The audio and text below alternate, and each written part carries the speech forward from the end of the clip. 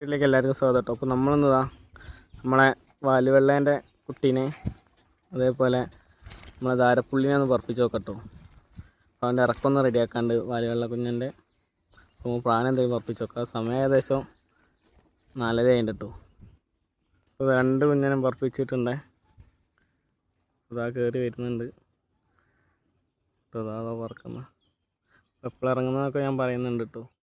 Sir നമ്മളെ പ്രാവ് അത്യാവശ്യം നല്ല മുകളിലാണ് പറക്കുന്നത്. അപ്പോൾ നമ്മൾ വീഡിയോസ് കട്ട് ചെയ്തിട്ടാട്ടോ എടുക്കുന്നത്. അപ്പോൾ നമ്മൾ ഫസ്റ്റായിട്ട് തുണയാക്കിയ 2 പ്രാവാണ് കേട്ടോ. ഇത് കത്തിറും അതേപോലെ ധാരപ്പുള്ളി പ്രാവും.